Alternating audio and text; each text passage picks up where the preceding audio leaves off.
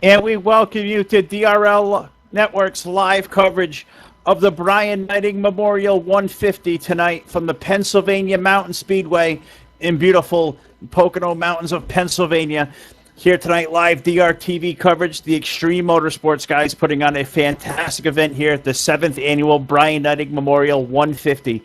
Thank you everybody out there in YouTube land for watching this evening. My name is Phil LaCasse, along with my broadcast partners, Too Tall Todd Stanton, Mr. TV Time Rich Patton, and special guest, fourth member of our team, the Jet Joe Allen, joining us here tonight up in the booth. And Todd, we got a tremendous field here, an awesome race put on here, the 7th annual Brian Neidigh 150 being done by Extreme Motorsports this year. And a hats off to all these guys at Extreme, Frank Divins, Jim Black, and all the crew at Extreme. They put one heck of an event together on, and we have a great car count here tonight. It's going to be a great race. Yeah, looking up and down the star-studded field, and I mean star-studded field here tonight, Phil. Drivers from all kinds of different leagues here tonight. Blazing Pedals is in the house. Insomniac Motorsports. You got Extreme here tonight. You also got a few other leagues heavily involved here tonight. TDR. If I'm missing anybody, I'm sure we're going to hit them all throughout the night. But a lot of these guys, heavy hitters in their respective leagues. It was invite only here for this memorial race here tonight, Phil. But I tell you what, it's been some fantastic practice laps out there, and we got a wealth of knowledge here. 6 pages. Hats off to Frank and everybody at Extreme. 6 pages of knowledge here that we can go through here tonight, Phil. Yeah, we got a lot to go over and a lot to get to in a short time to get there. These guys just about to click off. Qualifying times are going up on the board as we speak. But let's throw to our buddy Joe Allen. Joe, it's been a while since we got you here on DRTV. Welcome back here, buddy. And I think you picked a great event to join us here tonight. This Brian Neidigh 150. We had a tremendous car count. And by looking at these guys at practice, I think we're going to be in for one whale of a show. Yeah, it's a pleasure to be back on the air with you guys. Great event, great cause here, the 7th annual event that this has been put on for a guy that really is invested and embedded deeply in a lot of these guys' hearts that are participating in this event tonight. We heard during the drivers' meeting that, he plays a pivotal role as to why a lot of these guys are here tonight, why they were invited to come out here and participate in it. And, it's all for a good cause here. It's all for good fun. They're not racing for points. They're not racing for any prizes or any money like that. This is all just to put on a show for his family and his friends and everybody that's out there in YouTube land here watching this event tonight. And, I couldn't pick a better group of guys out here to be broadcasting with you guys. And these guys are going to put on a great show for us tonight. I'm looking forward to it. Yeah, I think we're in for a great show tonight. Mr. TV Time, Rich Patton, I know we got really a short time before we get up to our interviews here in Happy Hour, but an awesome event put on to these guys. I know you got an awful lot down there, a lot of logos and stuff you're displaying tonight, so I'm going to throw it over to you and give a shout to all these guys and to Frank and Jim and all the guys at Extreme. They certainly did a great job putting this event together. Yeah, definitely big shout out. A lot goes on behind the scenes. A lot of people don't always get to see what's going on, and it takes a lot to make one of these things happen. So hats off to the entire crew over there, Extreme Racing or Extreme Motorsports, I must say.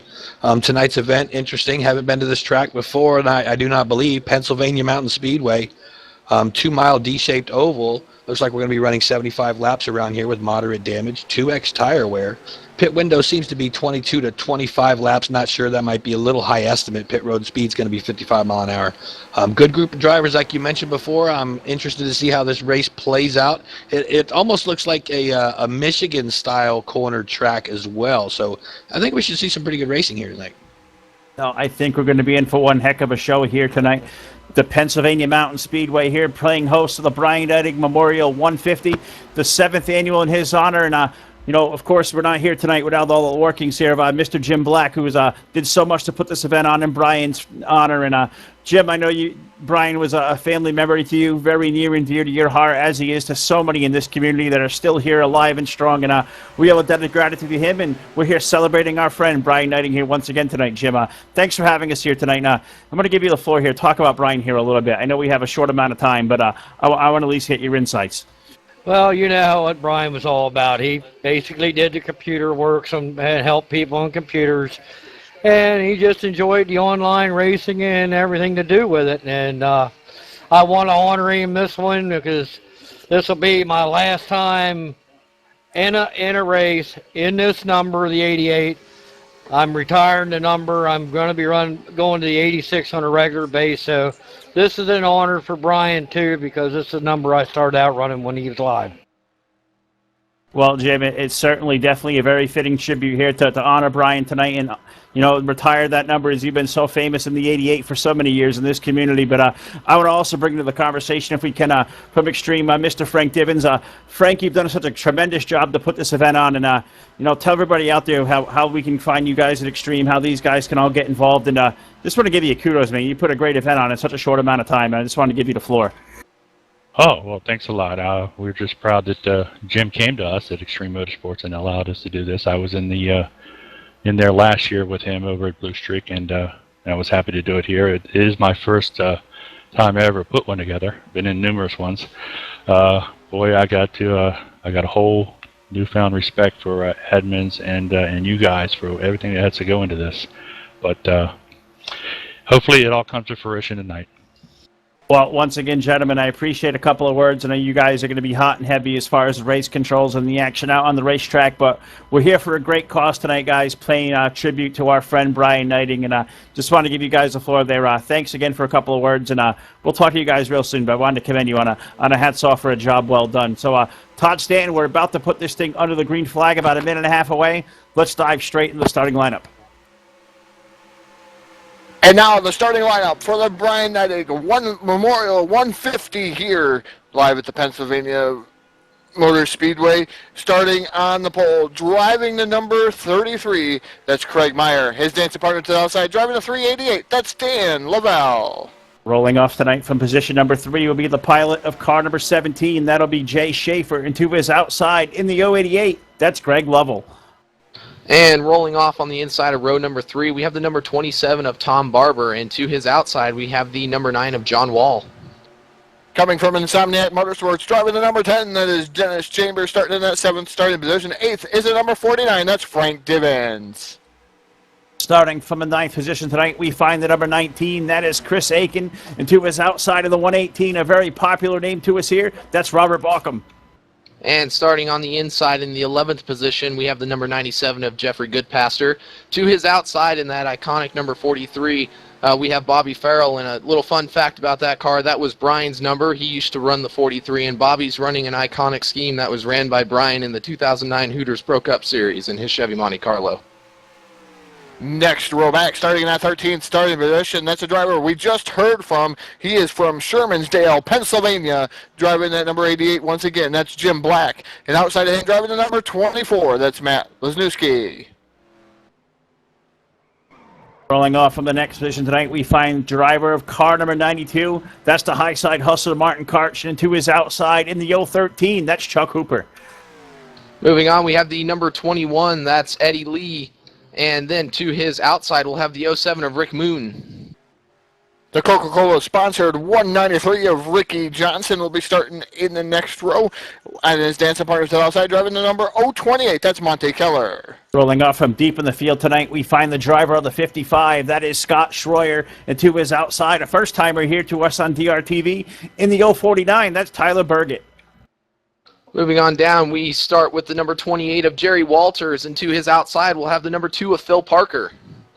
Starting last row on the field, driving the number 22, that's Gary Piccolo, and outside of him is the 103, that's Carson Kranz. Also part of the field, Todd, rolling off deep in the field. I think he's starting about third to last there. I think we skipped over the 99 of Don Dangler. That is our full field starting lineup. The Brian Neidigh Memorial 150. Out to come to us here in the green flag here, the field getting onto the grid. Now, what we're going to see here, Todd, I don't know if you can explain to our viewers here, but these guys about to get the command to fire engines in about 30 seconds.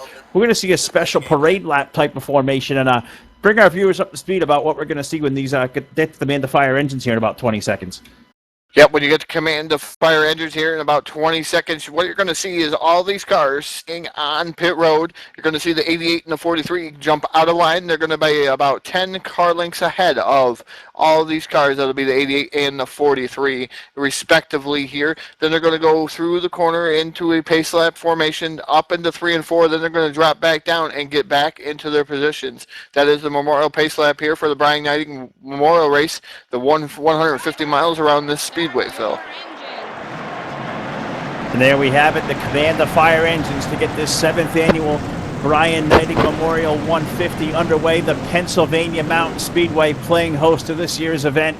Brian Neidigh, he was the pride of in Pennsylvania, in Clark County there, right? Very local to Jim Black, as we said. These guys were family. Their families were around each other for many, many years, and we're paying homage here to Brian. As you see the pace lap, that familiar 88 of Jim Black and Brian Neidigh's very own paint scheme aboard that number 43 of Bobby Farrell. That is such a touching tribute to these guys, seeing those two drivers, Jim paying respect to his friend Brian and Brian's paint scheme out there. And Joe, such a touching tribute we got here to Brian. And just such a great event these guys have put on. And just cool to see something like this. We don't see it enough often. And when it is, it's something truly special.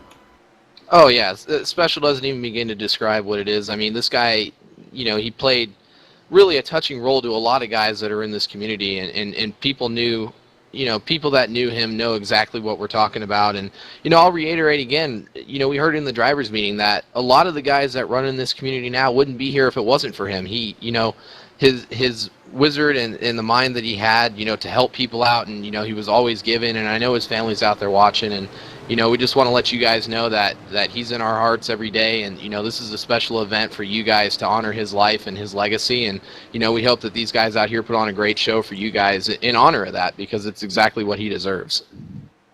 Oh, absolutely right. The DRTV Pace fan finding its way to pit road, and now the drivers at the ready. Your front row on the pole there in that number 80 or 33 rather, the Punisher Craig Meyer. Dan Level to his outside. Loud pedal is down. Todd, green flag in the air. Green flag definitely in the air. Greg Meyer and Dan Lavelle leading them down into corner number 1. You got Greg Lavelle right there working with Dan Lavelle. Those guys working pretty well here in lockstep. Coming down into corner number 1. Looks like they get a little bit loose.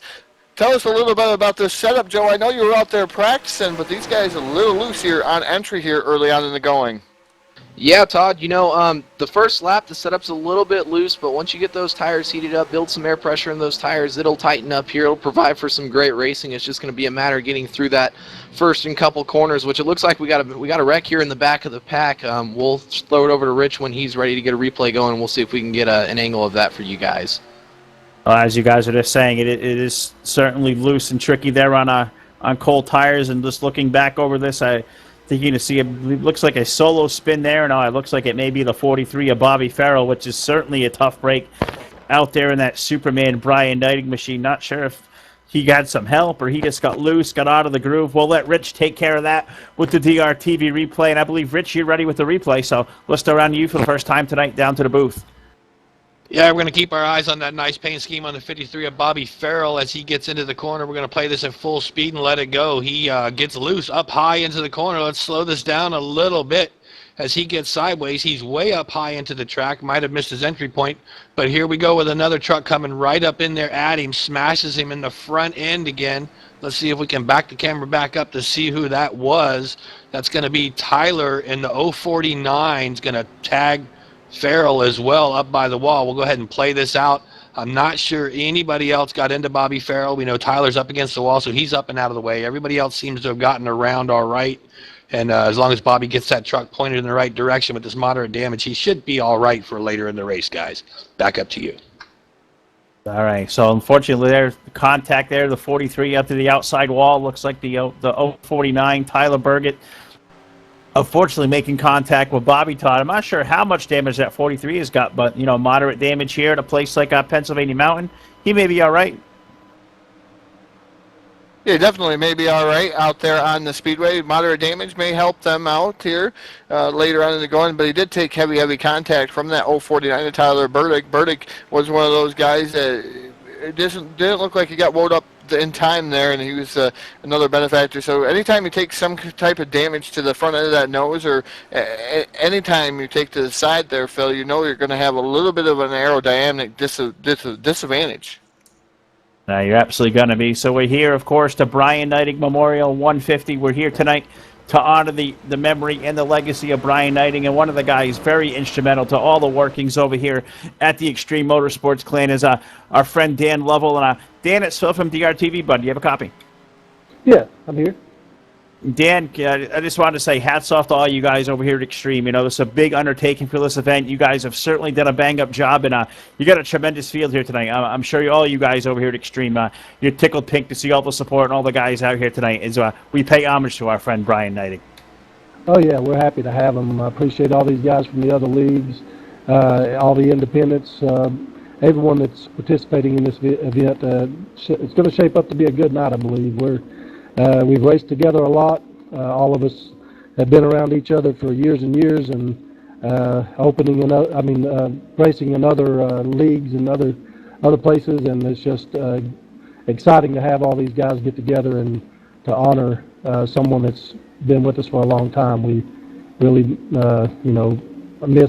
miss him. It's going to be a great loss to the community. But you're absolutely right, and it's the 7th annual of Dan. So it's something we've done, and we've done. I believe this may be our second, maybe our third Brian Neidigh 150 here on DRTV. And every time we get to this event, of course, we talk to the legs of Jim Black and all those guys that were so close to Brian. You hear all the stories how this he was one of those guys always out of his way, helping guys out with computers, getting their stuff running correctly. And when it comes to a guy like Brian, the best we can do to have a race like this in his honor. So, Dan, I just want to say thank you for such a great job and all the guys at Extreme. And the first time we've been over here to Extreme with DRTV, so I want you to just give our viewers out there some insight. How can new drivers wanting to get involved with you guys, how can they find you guys? Well, we're on Facebook. That's probably the easiest way, under Extreme Motorsports. We have our own page there. We also have our own website, extrememotorsports.com. And it's also in our, for the racers that are in here, it's on the Extreme TeamSpeak channel. If you click on our main channel, it's on the right-hand side. All the links are there for our server information, our TeamSpeak information, and all that. Well, Dan, once again, great job for all you guys over here putting such an event on, and we'll be rooting for you tonight. Give that ride a good ride out there tonight. You got a nice-looking ride, and we'll hopefully see that thing come to the front. Good luck to the rest of the evening, and once again, thank you for having us aboard this evening, and good luck out there, and give the guys a shot of good luck. Thanks. I'm going to give it my best shot. Good luck to everyone in the race. Thanks. All right, that's Dan Lovell. He's out there tonight. Believe Todd, he's in the 088. No, he's got his brother Greg out there with him. Yeah, Dan's in the 088 and the 388 rather. 388. I don't know if the Eagle scheme. That's right. I get those guys mixed up all the time. I know they're both 88. The 388 and Dan, he's one of those guys. He gets around these 2 milers as well. We know Dan and Greg real well from racing the super speedways, and I'm thinking we're going to see these guys. When you come to Extreme, those guys run to the front, and I think you're going to see those 2 guys maybe stay to the front all evening. Yeah, they work pretty well together there, Phil, but I don't think the Eagles and the Buffalo Bills mesh together. I know I'm a Buffalo Bills fanatic, and Greg Lavelle running around in that Buffalo Bills scheme, I kind of have to root for that when I see some kind of scheme out there like that. There's a lot of good racers out there tonight, though, but a lot of nice-looking schemes. It's all about the memorial here of Brian Neidigh and for the 150, so it's all about that. It's all about the memorial of a great guy here in the NASCAR 2003 community that we just lost too soon. So it's one of those things, memorial races, just get to me every time, and it's great to see the community come together and be able to put on a memorial race like this for Brian Neidigh or any of the other memorials that we've had. Yeah, and especially we've done a few, and there's a couple of leagues that come out to us and do these memorial races. We just wanted to give our condolences to the family. We want to keep the memory of all these great people like Brian, like we do here tonight. Keep it alive. Let them know they're certainly in our thoughts, in our prayers, and forever in our hearts. And this sim, as we say, it's been around for many, many years. I mean, this thing was released in 2002, so think about that. We're almost 15 years in, and we're still playing this game alive and well in a great field here tonight as we see the pace van off of turn number 4 and green flag, Todd, it's back in the air. Yeah, that loud pedal is down. Dan Lavelle leading them down here into turn number 1. As Joe was saying here earlier, a tad bit loose here on colder tires. Looks like Dan Lavelle, that is, dipping down to the bottom side, trying to stay out, backpedaling out of the throttle here as he comes out of corner number 2. He's going down this back straightaway here as Greg Lavelle all over the rear bumper. You got Craig Meyer sitting in that 3rd spot. Yep, taking it down into turn 3 here. We saw problems here last time we had our restart, but so far so good for those front top 10 drivers as they're coming down through turns 3 and 4. Down the front stretch, Dan Lavelle is going to take them down to the start-finish line, and he's looking like he's probably going to lead this lap. Dan Lavelle will take the race lead there as we complete now lap number 7. It is 75 laps. The main event distance here tonight, a 2-mile D-shaped oval here. 75 laps make up 150 miles. The Lovell brothers at the front of the field. Dan up front in the 388. Brother Greg in the 088. They're going to be side by side for the race lead, Todd, as they head toward turn 3.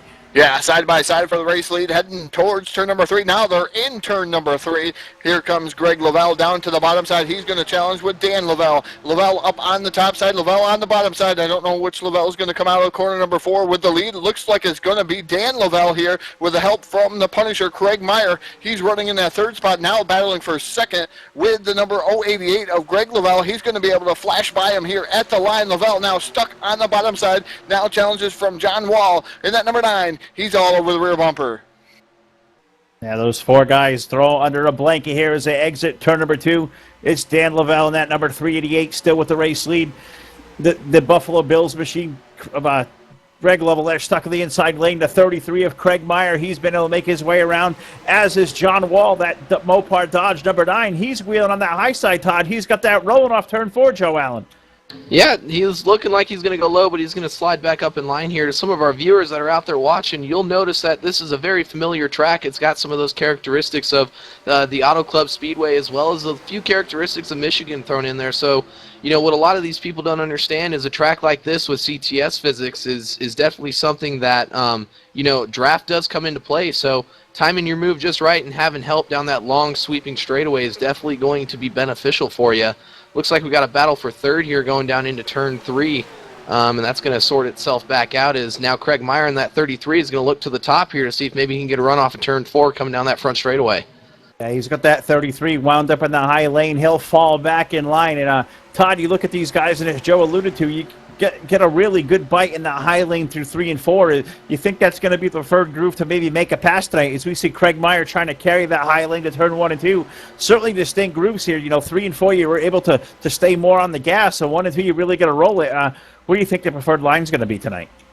Well, I'm telling you, I think the pass is going to be made on the outside in 3 and 4. There's a lot of grip up on the top side of the speedway, and if you can get off the corner, you're going to win races when you can get off that corner, Phil, and that's one of the things you got to be able to do. In 3 and 4, it looks like right now having a lot of grip as Craig Meyer now taking over the lead there from the 388 machine, who momentarily had the lead there as he's dropping down through the field. Dan Lavelle. Lavelle now dropping back to third behind Greg Lavelle in that number 088 machine. A lot of battles going out throughout the speedway, Phil. I'm seeing 3 or 4 different distinct lines here around this track. Looking right now at in 9th place, the 118 of Robert Balcom. He's running in a beautifully prepared Castrol GTX sponsored machine there. He's running around 9th position right now. These guys pretty much single file back here in the middle of the pack, Phil. Just wanted to say a little bit. Looks like Martin Karch starting to come up through the field, and that number 92 machine, High Side Hustler, starting to make some moves there. He started deep in the field. He is running 6th right now.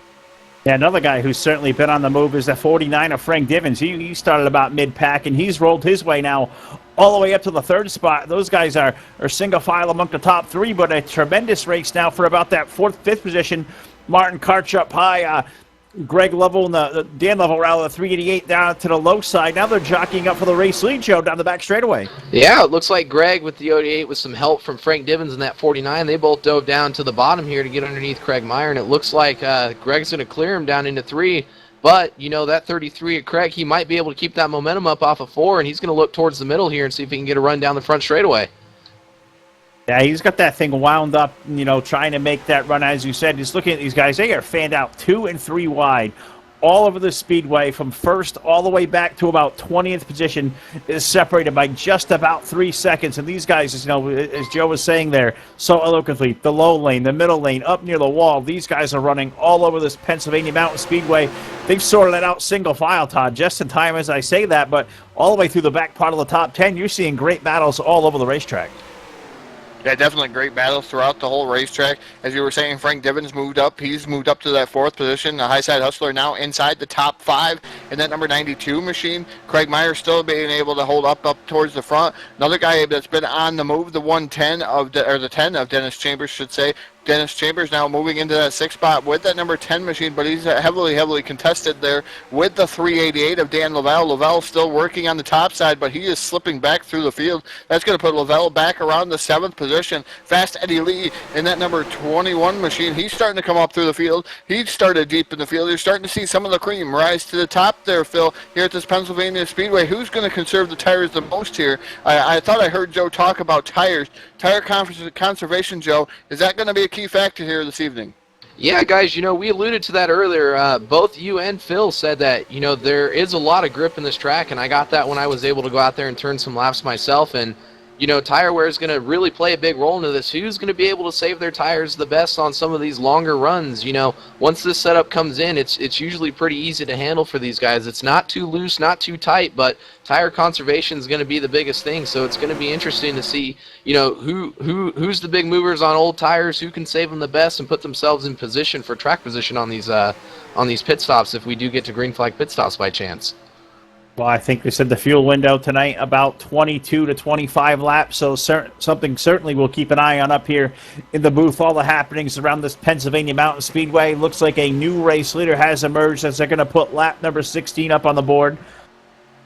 And that's going to be Greg Lovell in the number 088, Frank Dibbins, Martin Karch, Jeffrey Goodpaster having a great run out of the gate here in the number 97. He's worked his way to the 4th spot, but just up ahead, we're going to see a battle maybe for that 2nd spot. No, maybe not, Todd. They're going to fall back in line, but just a hats off that 97 machine, Jeffrey Goodpaster. He's certainly put some great runs together here recently we've seen on DRTV, and he's had a great run over here in the past couple of months at Extreme, Todd, and he seems to be a heavy hitter here tonight. Yeah, it seems to be a heavy hitter here tonight in that number 97 machine. As you say that, Phil, you shouldn't be talking about some of these guys out there as he glances off the wall.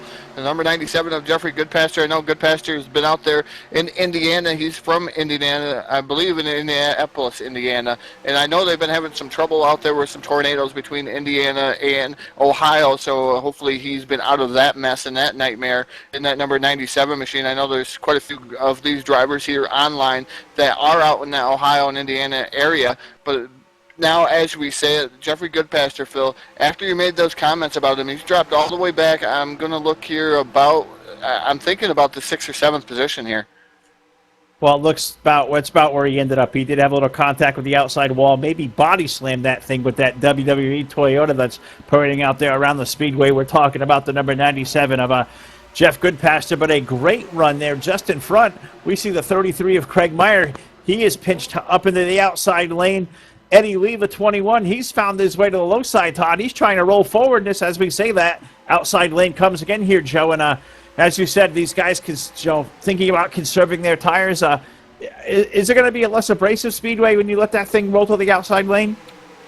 Yeah, the outside lane's going to be a little more forgiving to you. The only thing is you'll be able to keep up a little more speed up there, but I know a lot of guys will move their way up there because that's going to be imperative on these older tires is to keep up as much speed as you can, but still try to conserve them. And I'll tell you what, we might have seen the average race or lap time slow down significantly as this run goes on, but so far, Phil, I'll tell you what, the pace and the moves that these guys are out there making, it's almost like we're racing with 5 to go the way these guys are racing, which is great because it puts on a great show for you guys that are out there watching. But yeah, as far as reiterating the tire wear and stuff, the outside line is definitely going to be the preferred line on older tires. You're able to keep that momentum up and make passes on guys on the bottom, except for the first 1 or 2 laps here if you do get a restart by chance, which actually looks like out of 4 we see the 97 around, and he's rolling down the front straightaway now as well. Unfortunately, Joe said it right in the head, rolling down the front straightaway.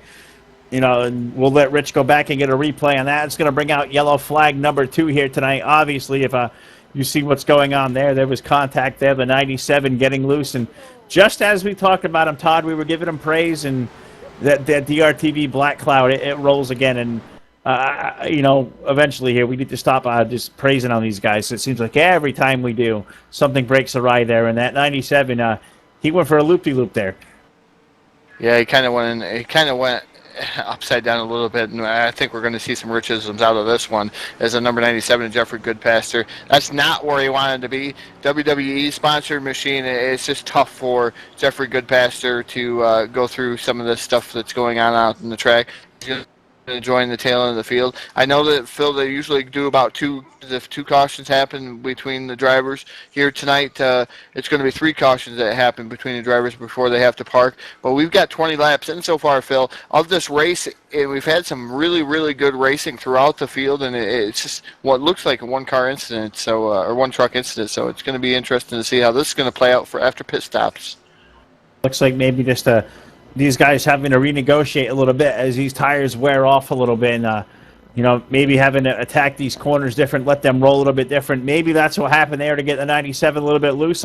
Let's not talk about it. Let's show it. So, Rich, I believe you're ready with the replay. So let's throw it down to the DRTV control booth and see what happened. Yeah, we're going to keep our eyes on that 97. A good pastor. Looks like he's doing a little bit of dancing down on the track. We'll let this play out a little bit and kind of explain what's happening as we go. Slow motion, here we go. 97 good pastors high in the corners. He comes off, bags the wall. Next thing you know, oops, he plays tag with the right rear corner of the 55. That's going to be Schroyer. Good thing was Schroyer kept a hold of it. It was able to bounce it off the wall and keep it going. But good pastor. Oh, there he goes on the passenger side, on the driver's side. Cleared the track, up in the air, rolling, rolling, rolling. We all know that song. Here he goes. He's on his roof. He's back on his tires. Oh, 2 tires. He comes back down on all 4 tires, pointing the wrong direction. A lot of damage on that truck, but luckily everybody else got around him. So tough break for Goodpaster. Bouncing it off the wall. Hopefully Schroyer didn't get too much damage on that right rear corner that he got tagged. I know he had to bounce it off the wall a little bit as well. But Schroyer's going to go ahead and get that thing pointed in the right direction after everybody's gotten around on him. And a tough break for Jeff in the 97 tonight, guys. Definitely a tough break, as you said, and it looks like it's a game of tag gone wrong. And I think Todd just alluded to, if we were playing a game of tag, maybe the 55 is it. I'm not sure, Todd. I think the 97 maybe get there after a tremendous barrel roll there, and hopefully Jeff has got that thing pointed in the right direction and all right. But we clown around up here, but of course we're here tonight in a special honor, remembrance of our friend Brian Neidigh, a 150-mile race in his honor here tonight, done by the Extreme Motorsports guys. And we talked to Jim Black here a little while ago. Well, I want to bring a very special guest in right now, and that being Jim's son, Zach, who is he's been an active member of this community for a short time. Zach, is Phil from DRTV, buddy. Great to talk to you here. First time we've had you up here in the broadcast booth, but you were a very close personal friend of Brian Neidigh. Why don't you give us a few minutes here? I know you're not out there on the racetrack. You were gracious enough to hang out here tonight and take a couple of words with us. But tell us stories about, I believe your uncle Brian Neidigh there. You know, who was so instrumental to your upbringing. Well, I just wanted to say he was a good friend of ours, and we had a lot of fun with him. We had cookouts with him. But I'd just say he was a nice person. Now, Zach, give me one good story, if you can, about our old friend Brian. I know you had so many great times with him here growing up. Your dad had said you guys used to do a whole lot of things, going out, cookouts and camping and whatnot. If you can, give us a good nugget about Brian, and just to give our viewers a chance to know just how great of a person he was. Well, we can sometimes we can be crazy. We can goof off.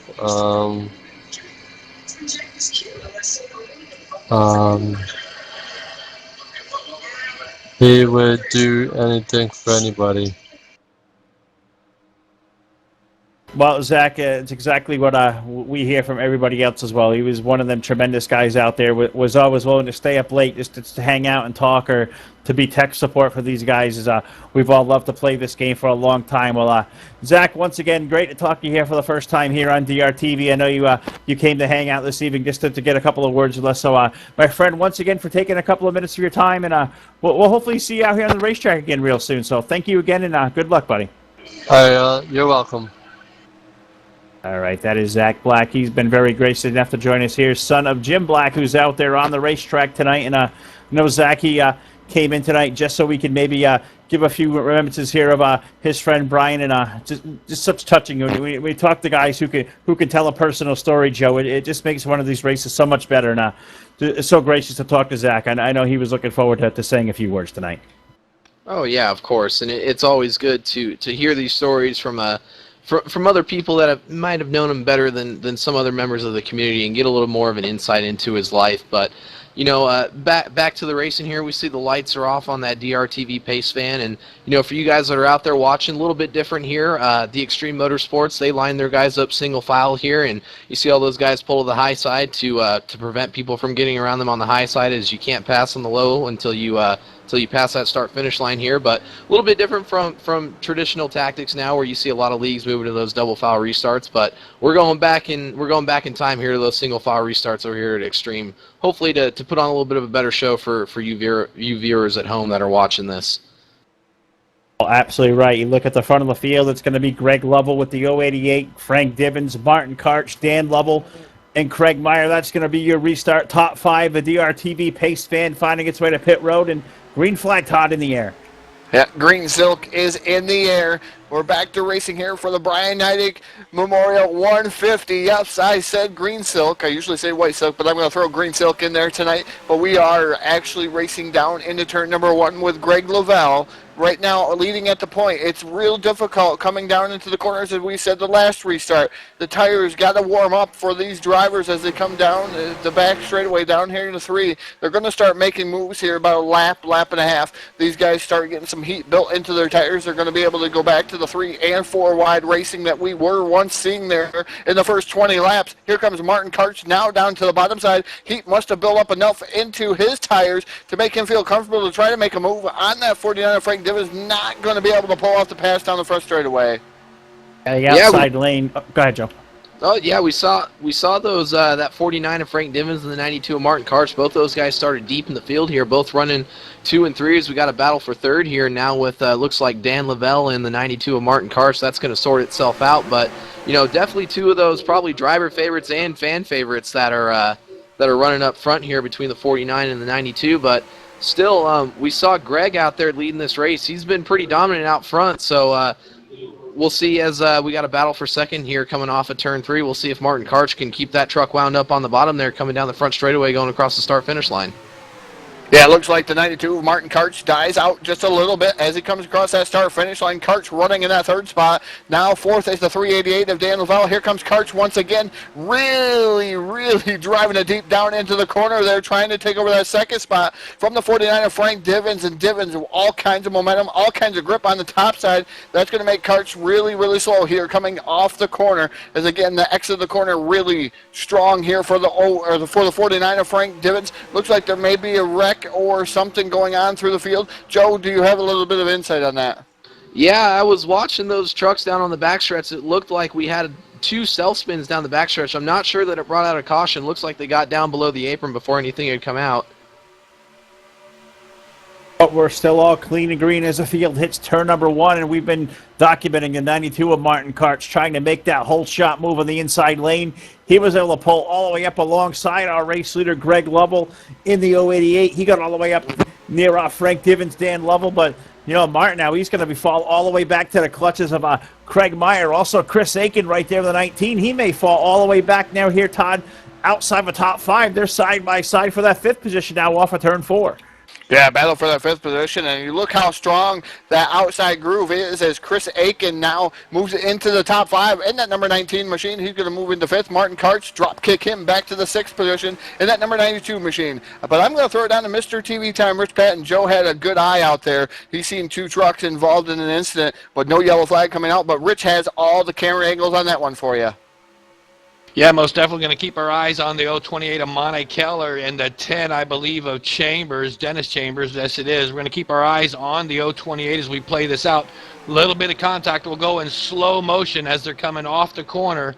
Right there it is, a little bit of contact. That's going to send both trucks off a little bit. Chambers tries to save it. He comes back across the 028. Next thing you know, they're both headed down off the track into this wide grass area below the apron. Must be the reason why it didn't pull the caution. They are way down inside the grass, up against the wall, sliding, finally coming to a stop down in the grass section. Never made it back up on the track. Meanwhile, the green is still going.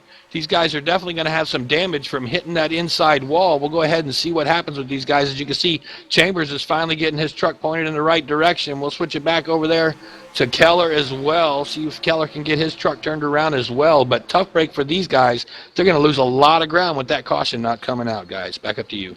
Yeah, they're going to lose a tremendous amount of ground. As you said, those guys are going to fall now better than 30 seconds off the rears to the race lead, which at the Pennsylvania Mountain Speedway, these guys going around at about 41, 42 seconds is,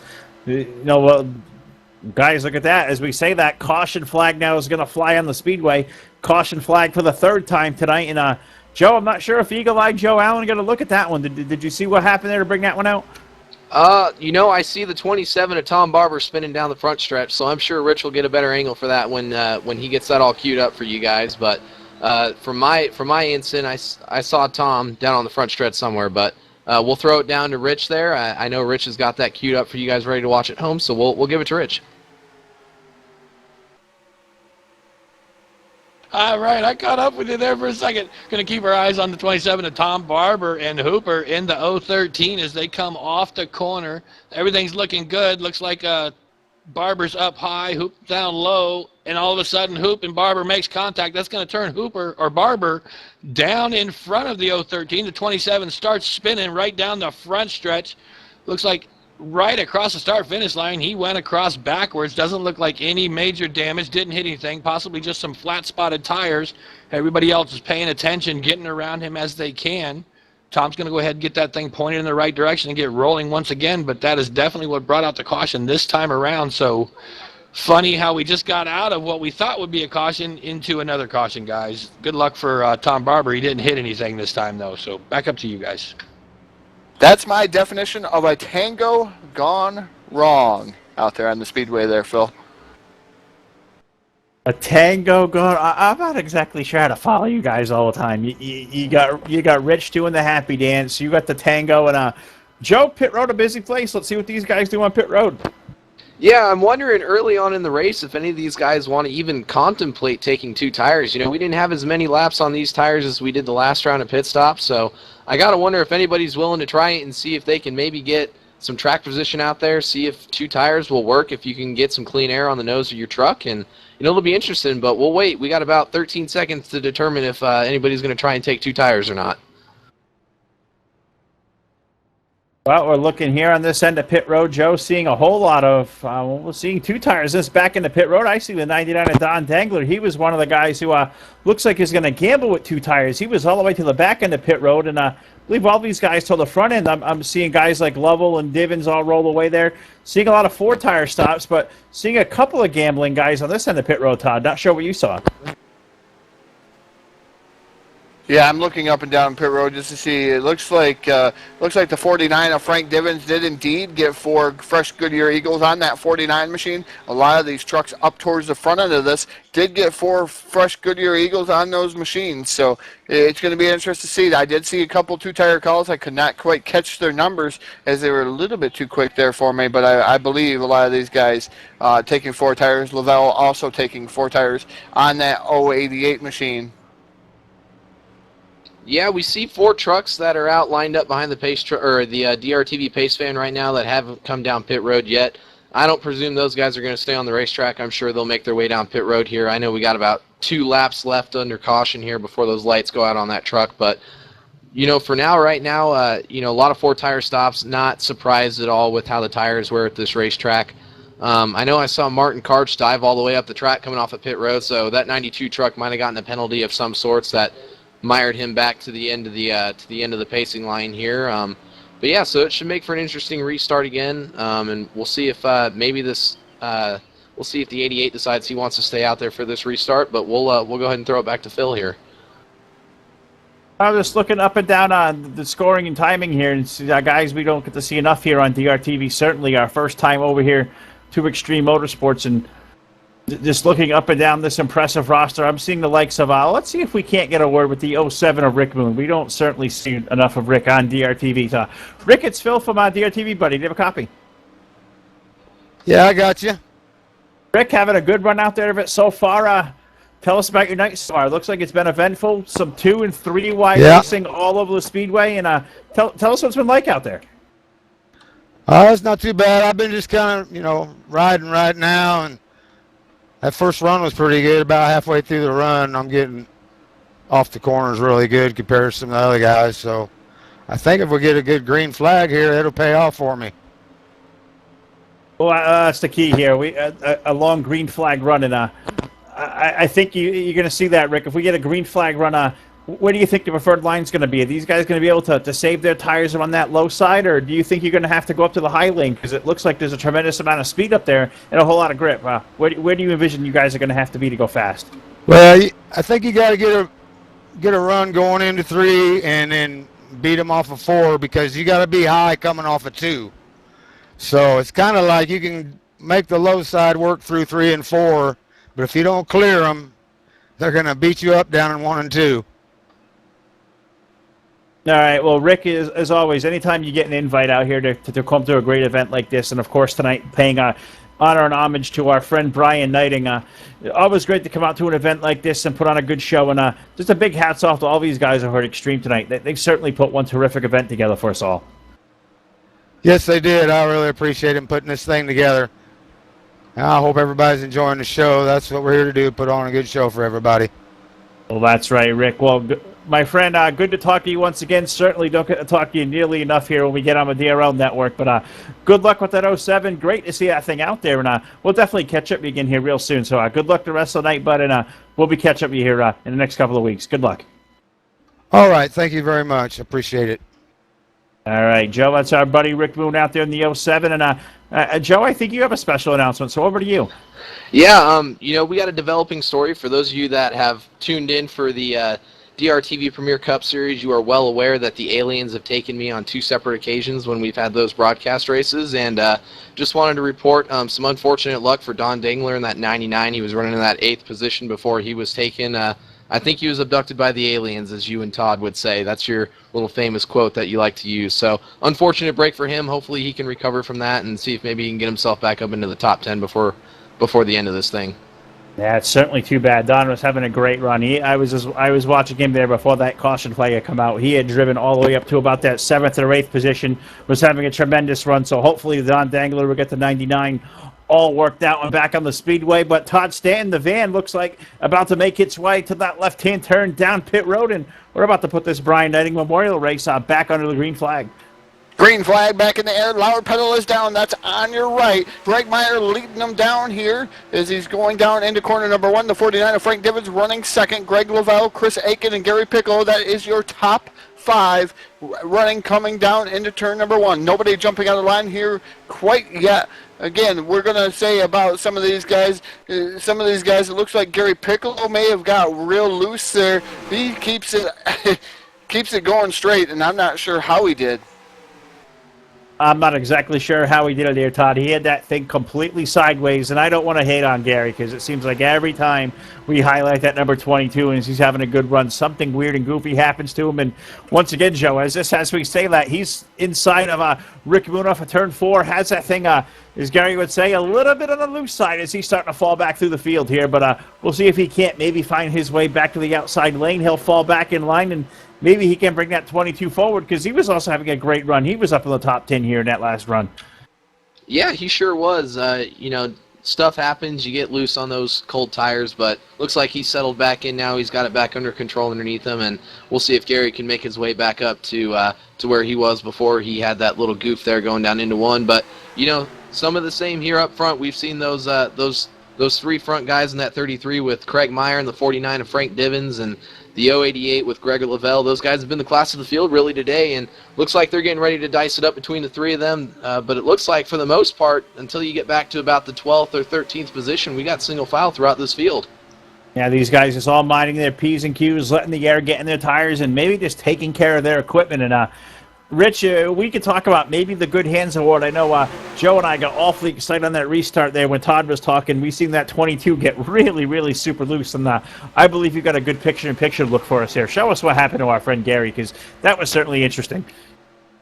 Yeah, we'll keep the live screen up on the left of your screen. We'll go to camera 2 on the right-hand side of your screen. We're going to keep our eyes on the 22 of Gary as he gets going through. We'll go ahead and run this in full speed to let you see what actually happened. As he gets into this corner, he gets low. Oh, my goodness, he's so loose. He gets loose, goes down by the apron, almost gets down into the apron. He's able to save it. One more time, we'll back this up, play this in slow motion, let you see what's going on.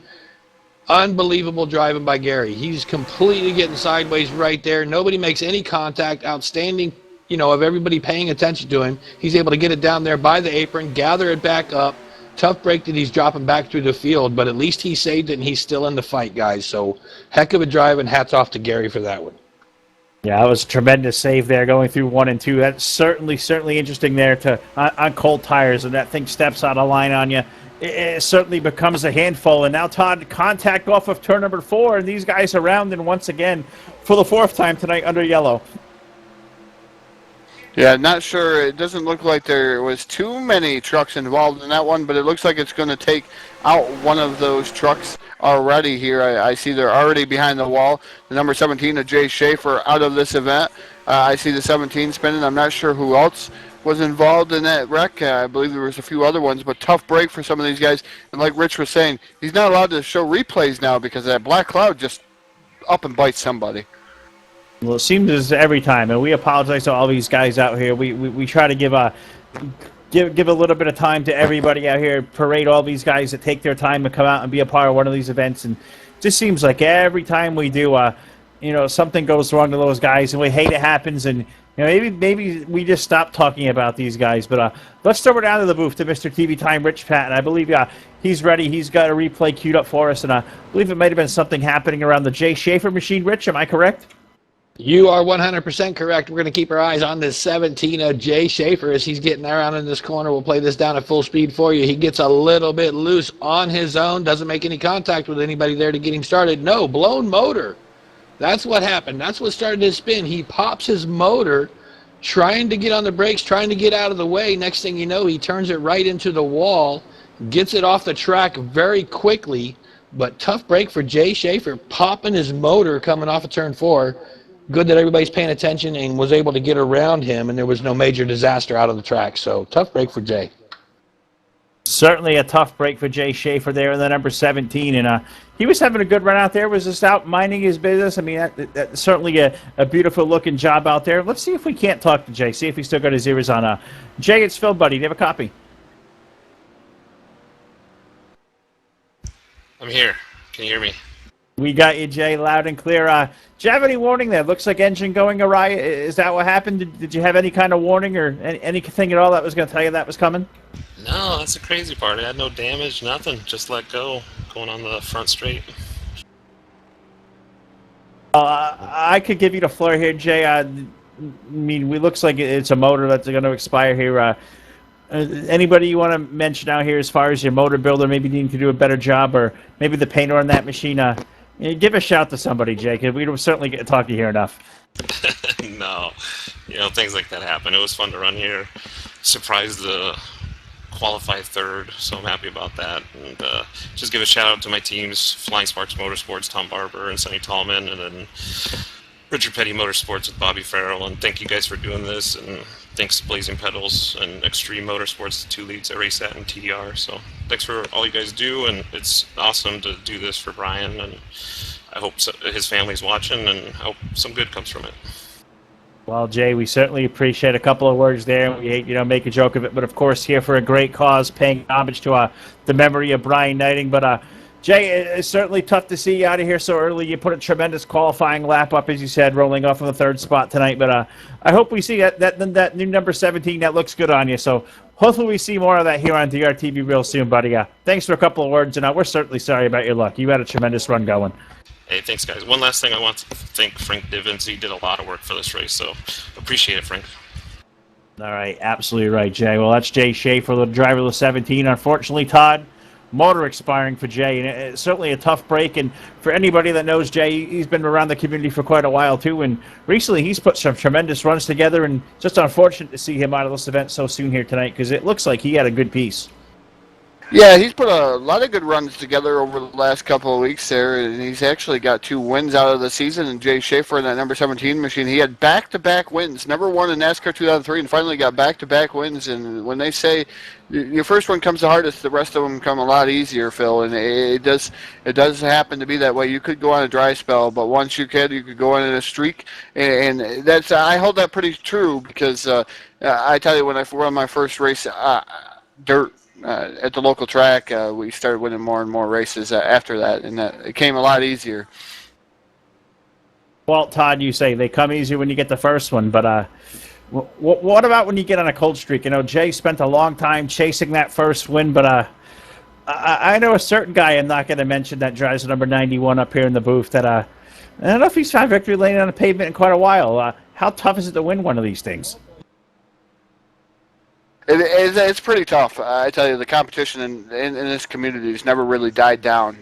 You always have somebody to come up and take their place, and I was out of it for quite some time, and I won quite a few races, and then all of a sudden I just lost my talent, and it's just a thing where you got to get up on that wheel and keep trying. You're gonna find your talent again, or else you're just going to run in the back again. But I think that what's going to happen is I'll get a win sooner or later, even though David Day out there has jinxed me. He told me that I could never win another asphalt race, but I'll win one on dirt at least, and feel good about that, Phil. Well, you mentioned something right there, Todd, as we clown around here as lights go out on the DRTV pace fan. But, Joe Allen, I want to give you a bit of warning here. As Todd said, you just lose your talent. And when you lose your talent, you end up here at the DRTV control booth. And I know you're still young. You know, you're out there, the Las Vegas legend, still out there winning races aboard your number 6. You sure you want to keep going with this TV gig, man? Because it seems like when you come up here, you just kind of forget how to drive. Well, I mean, you know, the last time I did one of these gigs, I actually went out the next race I participated in and won the thing for our Team Crush. But you know, we can keep the spiritual stuff if you want. But you know, as you hit on, the lights on that DRTV pace fan are out, and you know, as we were talking about earlier, we see a strategy change. Those top five trucks that are out there, that 43 of Bobby Farrell, the 2 of Phil Parker, the 92 of Martin Karch, the 10 of Dennis Chambers, and then that 27 of Tom Barber. Those guys didn't pit this time around. So the first car on fresh tires is that 088 of Greg Lovell. So it should be interesting to see how this works for those front 5 guys. See, you know, if they lose a lot of time, if they're able to kind of maintain, you know, see how much of a difference older tires are to newer tires here. So it's definitely going to be interesting. It's going to shake things up a little bit. Should make for a fun and interesting restart here when we get back to green here. Well, we're going to see a good restart here, and it's so cool to see the 43 of Bobby Farrell. He's out there in that famous number 43 that was made famous by Brian Neidigh in this community for a long time. That familiar paint scheme that Brian last ran the last time he was with us, and a green flag in the air, and Todd Stanton, it feels good. You see that 43? You know, Bobby Farrell was certainly very, very honored to drive that paint scheme here tonight, and we're going to see him pacing the field here, working lap 44 as they're in turn 1. Yeah, you got Bobby Farrell right now leading with Blinky, the number 2 of Phil Parker. He is running in that second spot in that number 2 machine. He is already trying to make a pass down on the bottom side in that number 2 machine. That is, we've nicknamed him Blinky, but Blinky now dropping back. The number 92 of Martin Karch now coming to make it 3 wide. Here comes Dennis Chambers in that number 10. He's way down on the bottom. He was looking for running room to the low side. They were 3 wide to turn 1. Bobby Farrell was up high, but it was Martin Karch. He made that middle lane work. He's our new race leader, Joe, off of turn 4. Yeah, and we see we got a wreck down the front stretch here. It looks like that 27 of Tom Barber's gotten into the 33 of Craig Meyer, and it's just going to stack up from there.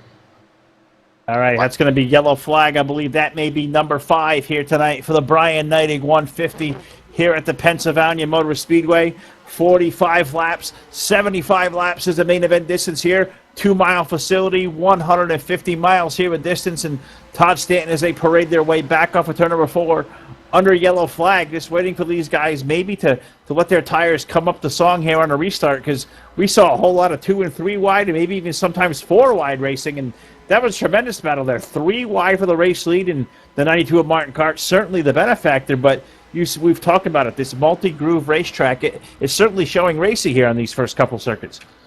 Yeah, definitely really showing racy. 3 and 4 wide racing here. This is a fantastic track, and the Brian Neidigh Memorial 150 has been all it's been cracked up to be. It's been great here so far with this 3 and 4 wide battling. I'm telling you what, they're putting on one whale of a show, and I know Brian Neidigh is smiling ear to ear here for this race. Yellow flag is indeed out, but I'm going to throw it down to Mr. TV Time, Rich Patton, for the replay of what happened in that wreck. Did some of these guys have a hard time finding that left pedal there, Rich? I tell you, I think some of these guys had a little bit of an issue on where they wanted to pull that steering wheel, whether they wanted to go left or right, because I don't know if anybody's paying attention. About halfway through that, the front pack there was a lot of juking and jiving going on. We'll keep some of this in the camera as we go a little bit, but we're going to keep our eyes on the number 2 of Phil Parker. He's going to tap it off the wall a little bit. That's going to slow him up a little bit. Next thing you know, you see Barber right behind him in the 27. Not sure why Parker went way down low. But we're going to keep our eyes back up on the 27. We'll move up there as the camera starts to flip around on us. We'll get it over there on him. And here we are back with Tom Barber now, and he's going to make contact a little bit with the 33 in the background there, as you can see him. Get this camera over there. 33 Craig Meyer. Tough break for both of these guys. We'll let this play out a little bit. Keep the cameras on Tom. He goes up a little high. Next thing you know, Craig is there. Craig's got nowhere to go but the wall on the outside of him. Next thing you know, left-hand corner or back left corner of Barber gets tagged. Right front corner smacks the wall. They are kind of hanging out together up against the wall. A lot of smoke, a lot of drivers coming right into that smoke, as you can see him coming up behind them. Next thing you know, there's another bunch of them right there into him. That's going to be that Harley Davidson of Rick Moon we saw a little bit earlier is going to hit him and just send Tom Barber down that track again.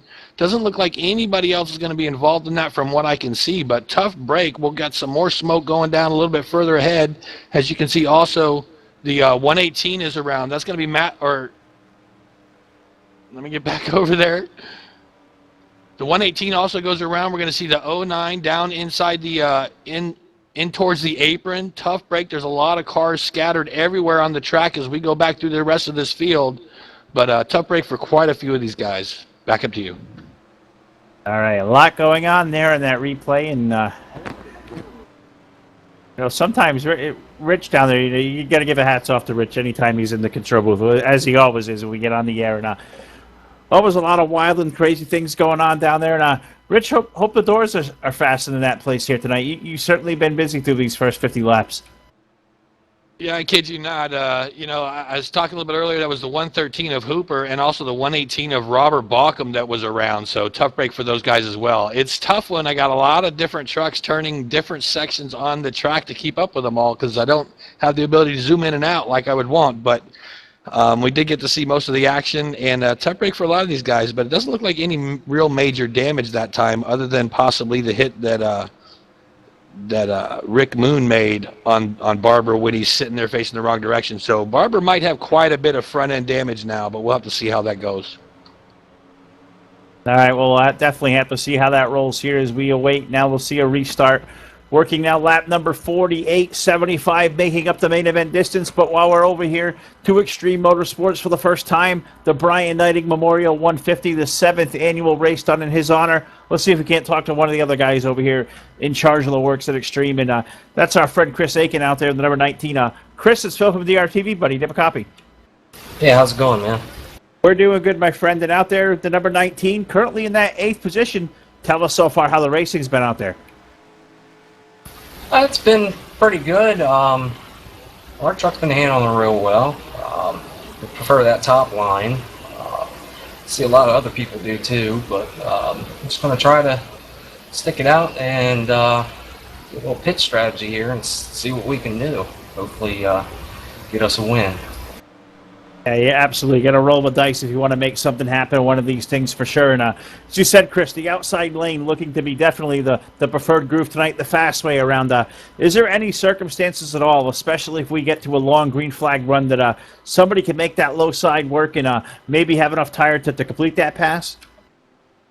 Oh, yeah, for sure. I think if you get a group of guys, maybe 4 or 5 guys, in a draft down there on the bottom lane, that you might be able to make something work. Get a couple guys up past that outside lane anyway. I don't think all of them will, but you can get a couple of them past them. Well, Chris, I know the lights are out on the pace van, so you guys are less than one more time around before you get under green flag. But I want to thank all you guys over at Extreme. I know you're very involved in all the works over here, and congratulate you guys for putting on such a fantastic event. And I'm sure you guys are all tickled to death to see the support, and as we pay our respects to the memory of Brian, and such a great event. And I just want to say thank you to all you guys, and just congratulations on putting on such a great event for us. Oh, thanks. We're proud to host the event. We're proud to have you guys here to broadcast it to everyone, and hope that everyone's enjoying it so far. And it's not over yet, so keep on watching, and hopefully it'll be a good finish. All right, Chris. Well, good luck to the rest of the night out there with the number 19. Good to talk to you again, and give that thing a good ride the rest of the night. That's a nice looking piece you got out there. All right, thank you. You guys take care up there. All right, that's our friend Chris Aiken, the number 19, having a great run of it there, Joe. But we have a new race leader out there, the 103 of Carson Krenz, Joe. Is that maybe a two-tire pit stop? Could we say tire strategy putting the 103 to the front?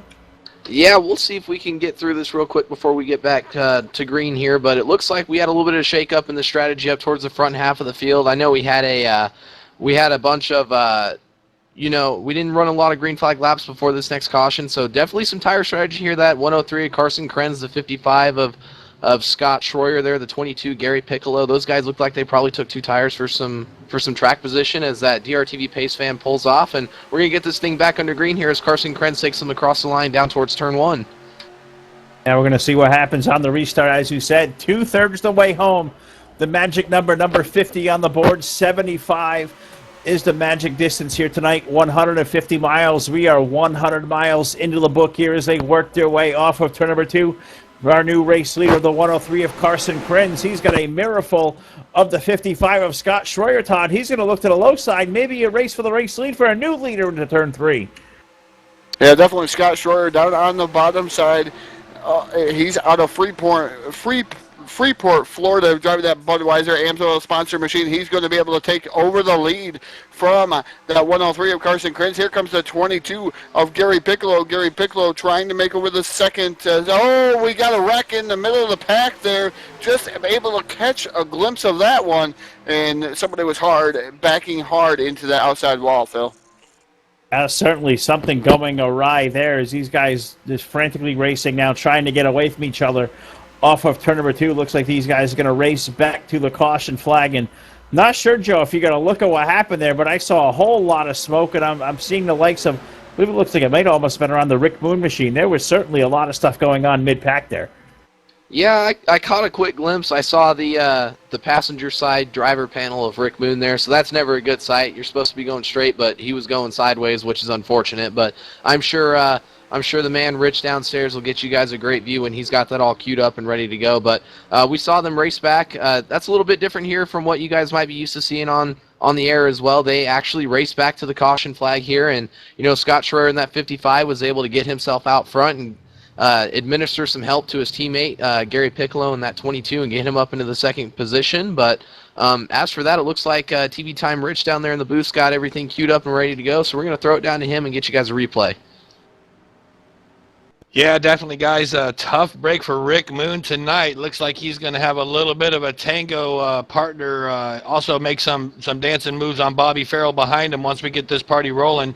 John Wall and Rick Moon are going to have a little bit of contact as we get rolling. So we'll go ahead and play this forward. Green flag just dropped. Everything's going good. These guys are getting close together. Next thing you know, the 9's going to make contact right across the start-finish line with the 07. Not sure if he realized he was that close to him or not, but that's going to spin Rick Moon around facing the wrong direction, and then he decides to park it up against the wall right in front of Bobby Farrell. Bobby didn't have anywhere to go. Looked like he had a hole to get through, but next thing you know, Rick Moon closed that hole right up. And Rick Moon drifted back down on the track, and there you go. We see another couple of guys. That's going to be Matt Lesniewski down on the bottom that's making his way around. Everybody else was paying attention to see what was going on ahead of him, so everybody else is able to get on the low side of the track and make their way around Rick Moon. Rick finally gets that thing straightened out in the right direction. Probably a little bit of scuffed up fender work, some flat spotted tires, but these guys should be okay. I don't see any major damage there, guys. Back up to you. All right, we parade around under yellow flag, past the 2/3 mark on a lap number 52, and we're looking out there on the speedway, Joe Allen, where we're seeing guys like Scott Schroyer out there with the race lead with a great help from our friend Gary Piccolo, number 22, and I don't want to put the black cloud on him tonight here, to Joe, so I'm going to let you do the honors.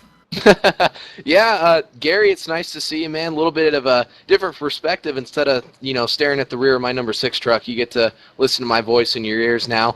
Tell us a little bit about how your night's going, how your run's going. We saw you running up front there with your teammate Scott Schroyer there for a little bit.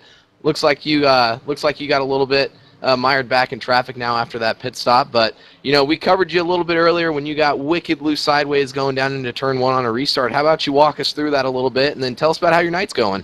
Well, night was going good until you decided to pull me up here and throw a little bit of shade at me and give me the black cloud. But that's okay. All's good. You know, all's fair in love and war at BP. You know how that is with a BP guy. Everything's going good.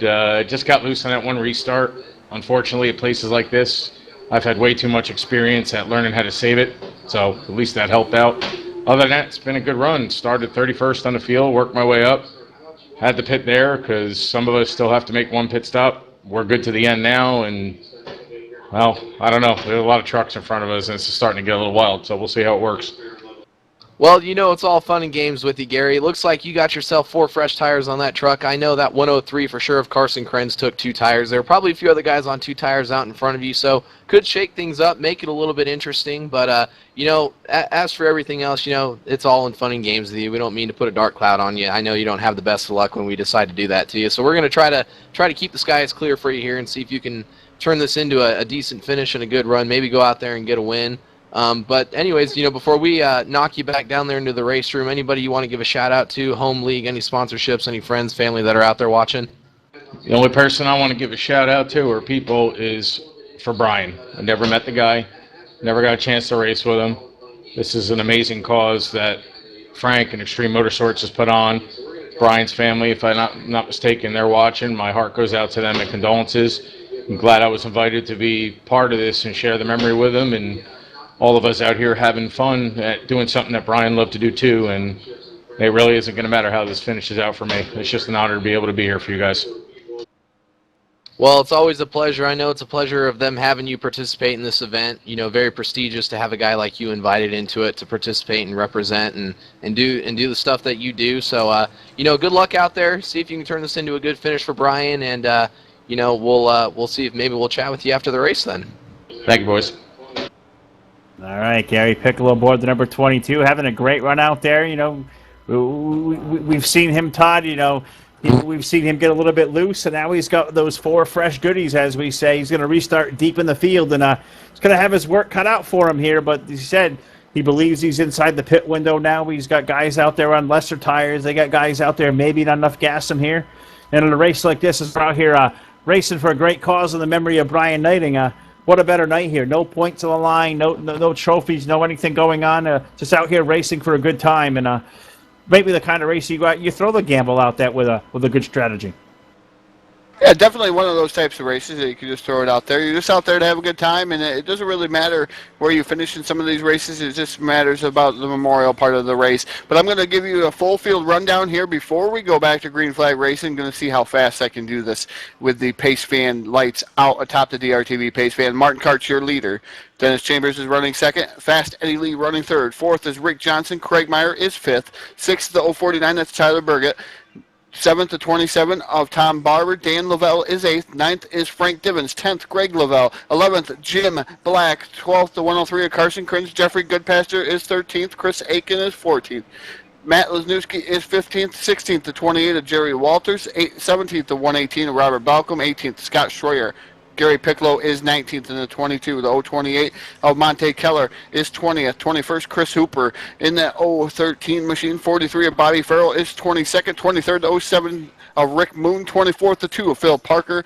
Wall in the number 9 is 25th. 26th, Jay Schaefer, he is out, and Don Dangler having a battle. The aliens and losing. He is 16 laps down. He is 27th. Pace lights are out atop the pace van, as I said, now pulling down to pit road. We're getting ready to go back to green flag racing. You're going to see the loud pedal go down here on the high side. Hustler Martin Karch getting ready for the green flag. Flagger has it in hand. Green flag is now waving. Martin Karch, one well of a start here for that number 92 machine as he comes down into turn number 1 with 2 truck lengths of lead over the number 10 of Dennis Chambers. Fast Eddie Lee running in that third spot. He is all over Dennis Chambers. Yeah, those Insomniac Motorsports team there, second and third. There is a work-off turn number 2. First car in the outside lane looks to be the 193 of Rick Moon, Joe. He's got that great run on the outside lane. Put the Rick Moon machine up the third as they hit turn 3. We'll go ahead and correct Phil there just to mess with him a little bit. That's Rick Johnson there in the 193 making that impressive move off of turn 2 on those cold tires there to move himself up into the 3rd position as he comes off of 4 now, bearing down on that 10 truck of Dennis Chambers as we still see the 92 of Martin Karch out there on a little bit older tires leading this field. It'll be interesting to see if these older tires can hold up against some of these newer tires mired back in the field a little bit. As we go down into turn 1, we see Fast Eddie Lee now dive down to the bottom to try and take that spot back, and it's pretty much single file from there on back, but we still got an impressive race for 3rd here. Looks like Fast Eddie Lee's going to lose out on that battle though as he tries to sneak up in line as he's now under attack from the 33 of Craig Meyer. Yeah, Craig all over his rear bumper to his outside quarter panel. Those guys now going to be side by side for that 4th spot. All chasing now Martin Karch with the race lead. Dennis Chambers there 2nd. Rick Johnson, the 193, currently 3rd. But Todd, that race for 4th, it's still hot and heavy off of turn 4. Yeah, that race for 4th is pretty hot and heavy. Still watching these guys duke it out, battle it out here. 4th position is the 33 of Craig Meyer, the 21 of Fast Eddie Lee. He is running in that 5th spot. He's trying to get around the 33 of Craig Meyer. Meyer able to hold him off as Eddie Lee trying to get that bottom side to work. In that number 21 machine, he bounces off the wall. Another vehicle bounces off the wall. That was the 388 of Dan Lavelle. Lavelle off the wall, but he made his move down to the inside. He is trying to get around the 27 of Tom Barber. Barber up on the top shelf of the speedway, and that's more like the preferred line here for most of these racers here this evening. Barber almost down into Frank Divins there. He's able to pull it off. Yeah, tremendous run there by Divins there, trying to pull that run off the Tom Barber machine. Put the 49 now up to that 8th position. He's starting to move forward. That race for 4th has seemed to settle down, Todd. Another driver coming into the fray right around the outskirts of the top 5. A great run for the 049 of Tyler Burgett, having a great run out there. Now as Eddie Lee bounces it off the outside wall, Tyler going to put the 49 to the low side. That's going to be side by side for 5th, Joe, into turn 3. Yeah, and we see, as he's mired down there on the bottom, I'm not sure that's going to work too well. It doesn't look like he has any help going down that front straightaway. He's looking like he's probably going to fall back a little bit, but as we look back a little bit further, we'll pick up that 49 of Frank Divins and that 088 of Greg Lavelle. Looks like they're slowly making their way back towards the front. I know we've seen both of those guys up towards, the front of that field in those first top 3 positions from most of the night. So it'll be interesting to see how long it takes those guys to get back up there as we see the 27 of Tom Barber take a big slide up through the middle of 1 and 2. Good job. I think that's Chris Aiken in that 19. Some evasive driving to get around him there, but still everything quiet out front. Dennis Chambers all over the bumper of the 92, but no really move to dive out of line to see if he can get around him here. So Martin Karch is going to take him back down the front straightaway, and it looks like he's probably going to lead this lap again. He's going to have that lead off of turn number 4 to put lap 61 of 75 up on the board. So we're getting down to the late stages of this one here, Todd, as they're racing now through turns number 1 and 2. Single file through the first 6 or 7 positions, but I need to ask you, Todd, here. We've seen a gamble on this last caution flag. Some of these guys not coming to pit road, gas and go, some 2 tires. As this run gets in here with more and more on our tires, how much do you think these guys are regretting maybe not pitting out of that track position here in that last run?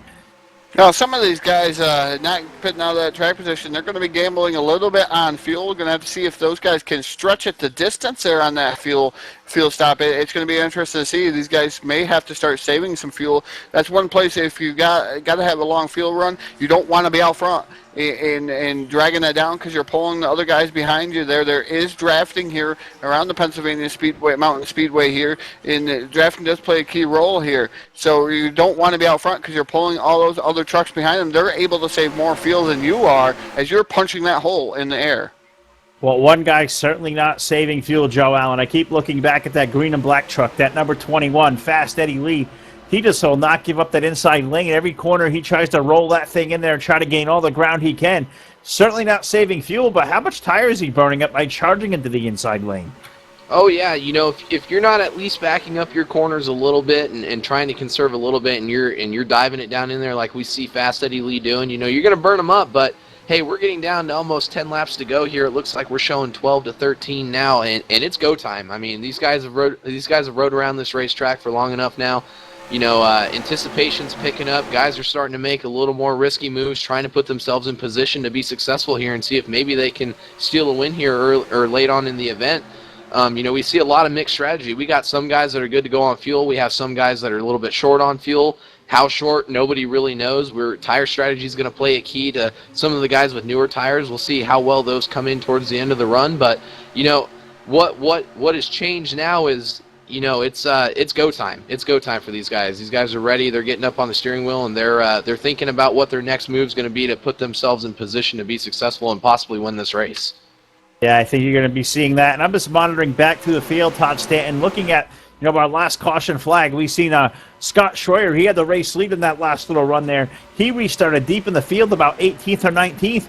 He's been able now to charge his way all the way up into the top 10 with those fresh tires. Now with a little bit of heat cycle on him, he's starting to march that thing forward.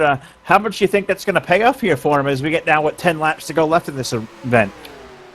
Oh, fresh tires always going to pay off here, and it's going to be interesting to see how it's going to pay off, though. It looks like it's kind of difficult, like we were watching these guys. They're going down to the bottom side, and they're going to be heating up those tires. But they're going down the bottom side, and it looks like you have to kind of do like a slide job maneuver here. And you've got to drive it in hard and deep and try to get around these guys on the outside, because that is the preferred groove around this Pennsylvania Mountain Speedway as of right now. These guys just hanging out there, Phil, and it's just interesting to see what's going to happen with all these different calls that were on that last pit stop. You got two tires versus 4 tires, and some of these guys even stayed out because they did pit the time before. So we're going to have to see how this is all going to play out, Phil. I'm just as curious as the next person. Yeah, we're certainly going to see here now with less than, 20 miles to go here at the Pennsylvania Mountain Speedway, the Brian Neidigh Memorial 150, the 7th annual event, put on this year by the guys at Extreme Motorsports, and Jim Black was very instrumental in this as well. But a big hats off to all these guys at Extreme, especially Frank Divens, for putting on such a tremendous race. And we're seeing awesome racing around this 2-mile D-shaped oval, the Pennsylvania Mountain Speedway, being currently paced by the high-side hustler Martin Karch. Wouldn't you know it? The guy who loves the high side and a high side looking racetrack, Joe Allen, he's found the race lead. And so far, everybody seems to be minding their P's and Q's. Dennis Chambers, Rick Johnson, those guys just riding around in line. You think maybe these guys just maybe saving their equipment and maybe thinking about maybe a late race charge at this thing? Yeah, that could be one of the theories. As we're starting to get more wear on these tires, making that bottom line work is going to get a lot tougher. We see the 088 of Greg Lavelle. I've seen him, the last 2 or 3 laps make a charge down to the bottom, but even with those newer tires that he's got, not very successful. If you can't get your moves done early on in the run, it's a matter of fighting for that top side to see who can get up there, and Martin Karch is doing exactly why he has his nickname. He's the high side hustler for a reason, and he's making it work for him right now. Well, he certainly got the high side rolling. Now the question of the name is he playing a little bit of fuel strategy here? Is he going to have enough to see the end of this thing, Todd? I don't believe he came in. He had the race lead on the last restart. We know Martin's a gambling man. Do you think he can make it from here? It's going to be tough for Martin to make it from there. I believe I've heard some radio communication that he may run out. He may not run out. The crew chief is undecided, and I don't know if he wants to go over the radio with that number 92 machine, but they're undecided whether he's going to make it or not. But the 92 Martin Karch starting to slide up the track just a little bit, almost left the door wide open there for the number 10 of Dennis Chambers. Chambers able to pull right up to the rear bumper once again here, coming down into corner number 1. Lovell down on the bottom side, trying to battle with the 193 of Rick Johnson.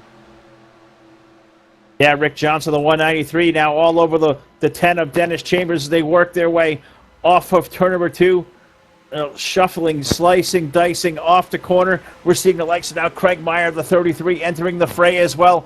It is the level machine, the 088, now stuck to that low side. He's going to have no help down there as well.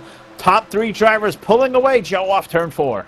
Yeah, Greg made that move work early on. He was able to get up there in the 3rd position, and it looks like the 193 of Rick Johnson was able to get back around him there now as they're banging around there down the front straightaway. But Greg was able to make it work, but now with those worn tires and the heat built up in those tires, it's going to be really hard to make a move like that work unless you got a lot of support down that front stretch to maybe push you up next to somebody, as we see Frank Divens now make a move to see if he can get underneath Greg, but it doesn't look like it's going to work.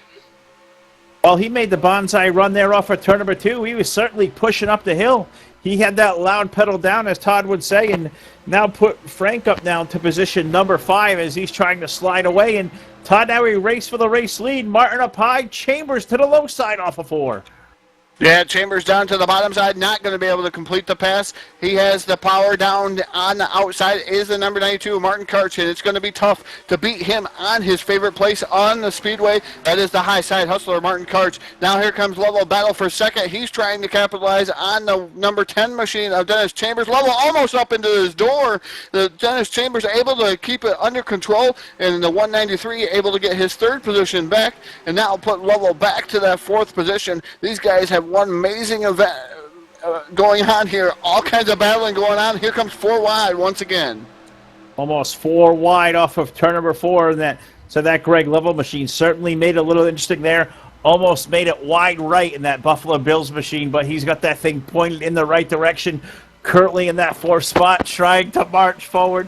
Rick Johnson out there through his windshield, but at the front of the field now. 72 of 75 laps up on the board.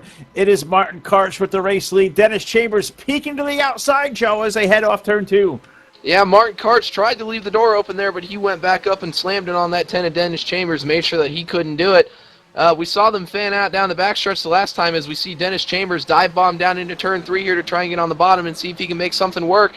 Don't know if he's going to be able to clear Martin off of turn 4. He's got no help down the front straightaway. But they're going to be side by side coming across the line as Rick Boone looks to come up and slam that door and see if he can get in front of it. Nope, doesn't look like it's going to happen. Martin Karch is going to lead him down here with 2 laps to go now, running back down into turn 1 here. Rolling it down into turn number 1, but a great shove for Greg Lovell, the 088. Frank Divins of that Napa machine gave him a shot through turns number 1 and 2, propelled him along the Rick Johnson machine, but Todd with that big momentum run that outside lane gets. Just those inside lane, Greg and Frank, they can't seem to make anything happen. Now they're back stuck to the high side in turn 3. Yeah, back to the high side once again here into turn number 3, out of corner number 4 here as we're getting ready to come down onto the front straightaway. Martin Karch has about a car length advantage over the number 10 of Dennis Chambers. Let's see if he's going to be able to try another bonsai move coming down into turn number 1. Lavelle trying to do that on the 193 of Rick Johnson with help from the 49 of Frank Divins. Oh, Martin Karch leaves the outside open. Here comes the number 10 of Dennis Chambers. Chambers trying to switch to the outside here. He's going to try to get around Martin Karch down the back straightaway. Not going to be able to do so. Karch slams the door. Yeah, we see the 088 of Greg Lavelle down there trying to make another run at that 193 of Rick Johnson to see if he can get up there into that 3rd position and do something with it, but he slides back up into line here. Might try and go ahead and see if he can make a run down the front straightaway here as Martin Karch leads them off of turn 4. They're going to take the white flag this time by. White flag up in the air, 2 miles around, 1 more circuit around the Pennsylvania Mountain Speedway as we celebrate the life and memory of Brian Neidigh here tonight through turn number 1 and 2. Martin Karch with the race lead. Dennis Chambers right there in tow. The great races for that 3rd spot off of turn number 2. Greg Lovell in that Buffalo Bills Chevrolet can't make the run work on the low side. Rick Moon brings that Coca-Cola Chevrolet back to the 3rd spot. We look to turn number 3 for the last time. Can Dennis Chambers make the move on Martin?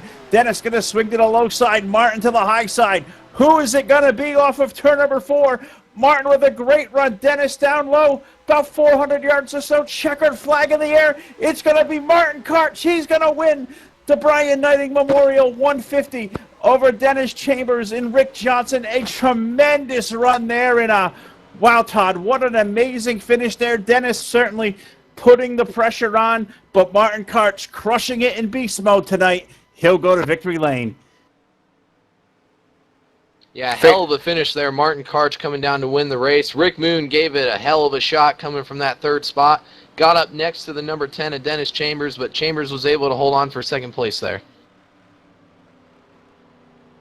A tremendous finish there, and of course, we're all here tonight paying homage to the memory of our friend Brian Neidigh here, the 7th annual race in his honor, and we're going to see these guys coming around for the pace lap. We see the 88 of Jim Black here, going to retire that number tonight, but gave it one last run for his friend Brian Neidigh as he'll pace the front of the field, and also the 43, Bobby Farrell, in that Brian Neidigh paint scheme. Those guys are going to roll to the start-finish line. They're going to be the guys here that we're going to pay our respects here, too, for paying tribute to our friend Brian Neidigh as we're here in this memorial race. And I'm sure if Brian were looking down on us right now, Todd, he would certainly be impressed because we certainly saw a fantastic race this evening. Yeah, certainly a fantastic race here for the Brian Neidigh Memorial 150. These guys are going to do a victory lap here and a little bit of a burnout there by the 43. And it looks like they're all going to do a victory lap here. Going to be led by, I believe, it's going to be the 88 machine and the 43 and the 92 of Martin Karch also joining these guys here on the front straightaway for a Polish victory lap here for the Brian Neidigh Memorial 150. What a salute here. What a race here for Brian Neidigh's Memorial, Phil. It was a fantastic showing here at the Pennsylvania Mountain Speedway. It was great. One whale of a race here and one whale for one whale of a guy. Yeah, it certainly is. And as we look out, we see the happenings on the speedway right now with our top three out there. Well, Martin, of course, the race winner, but you're seeing Jim Black, you're seeing Bobby Farrell in that three-wide Polish victory lap. And I know Bobby's got his ears on. Bobby, you're out there in that awesome-looking Brian Neidigh machine. Tell us what's going through your head right now out there as giving Brian's memory a great ride here tonight. I just enjoyed the race. I unfortunately never got to meet Brian. He left us before I got into the sim racing deal, but this is an awesome cause. You guys know I love to honor people, so to run his truck tonight and keep it in one piece, I was happy that it's got no damage on it, so it's going back on the trailer whole. I appreciate it, Bob. Well, Jim Black, I know we got you up here in the booth as well. You're out there parading around in this three-wide Polish victory lap in that 88 for that one final ride. It was a tremendous race, man. I'm sure Brian is looking down right now with a big smile on his face because you guys certainly put one whale of a show on, and I'm sure you're pretty proud of it. Oh, definitely.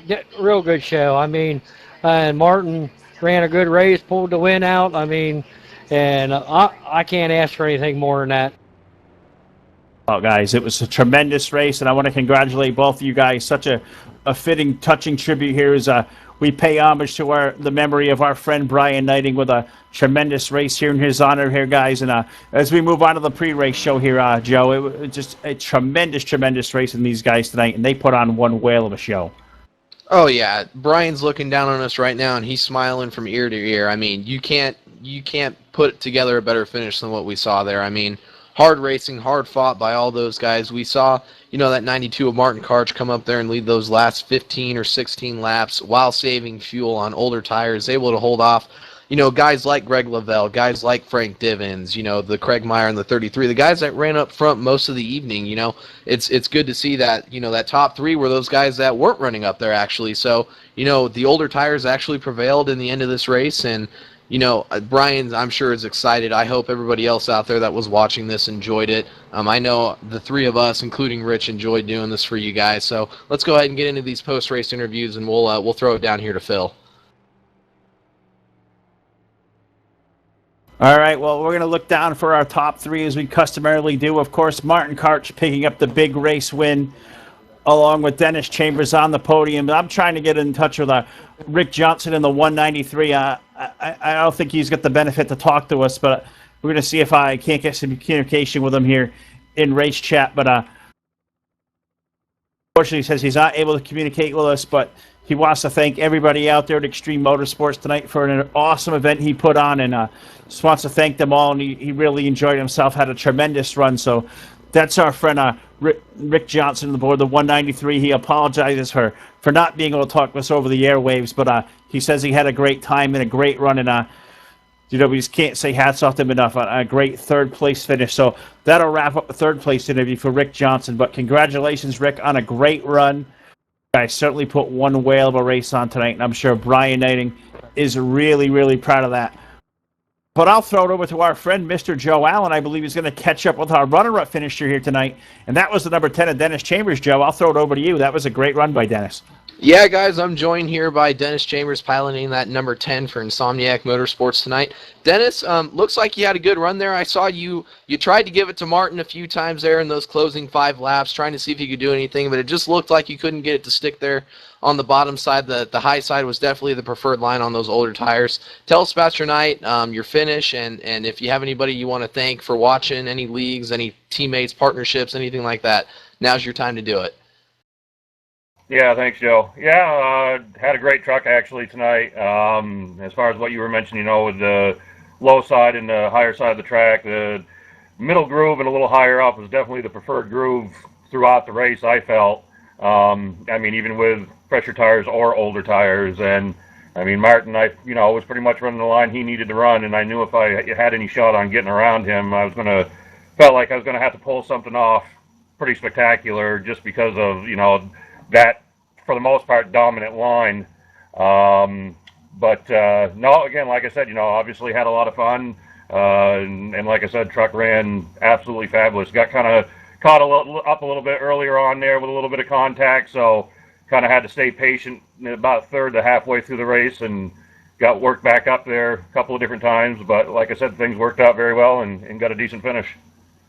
Well, congratulations on your second place finish. Hard fought. I know you gave it your all to see if you could get around that 92 of Martin Karch. Unfortunately, came up just a little bit short. Any leagues you want to thank, any teammates, any partnerships? I know this is the Brian Neidigh Memorial Race, so I know there's probably a few people from Extreme Motorsports you want to thank for putting this event on, but the mic's yours, the floor is yours. Anybody you want to thank, now's the time. Yeah, absolutely.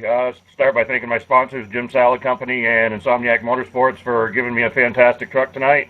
All the guys over at Extreme for putting this event on. I know they put a lot of work and time into this event to pull it off, and did one heck of a job with that. And as far as the guys here at DRTV for always putting the shows on, they do obviously a fantastic job as well, and we definitely appreciate it. All right, well, thank you again, Dennis. That's the number 10 of Dennis Chambers, came in the second place here. We're going to go ahead and throw it down to Mr. TV Time Rich, and I think he's caught up with our winner. I have indeed. I made my way down here to Victory Lane with the number 92 of Martin Karch. Martin, all I can say is one heck of a finish, buddy. How does it feel? Feels pretty damn good, Rich. Been a long time coming. I hear that, buddy. There's a lot of there's a lot of comments going on back and forth around some of the guys that they're kind of making fun of you, that they weren't sure if you knew this wasn't dirt or not tonight. I mean, you're out here winning on pavement tonight, so that's pretty impressive, buddy. Well, it just goes to show everybody I can run on pavement also. There you go. Well, one heck of a finish. I don't know if you saw what was going behind you in your mirror, but it was getting pretty hairy going to that start-finish line. Even had one getting down on the apron. But I don't think there was any light between front tires and rear tires and bumpers, for you top three going across the start-finish line.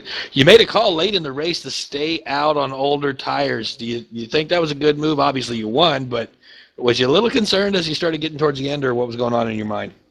No, I really wasn't concerned because I pulled off on that last caution lap top off and took tires in, so we had maybe 2 laps on tires by the time we went back green. And I said, well, we're going to gamble, boys. Well, there you go. Gambling paid off. And, we noticed all night throughout the race that high line was the preferred groove. Wasn't doing so good when people tried to get down below you. And there was quite a few times where we were watching the guys trying to get below you. And they got right up beside you going through them corners. But that top line just prevailed coming off of those corners. You had such a momentum and such a run.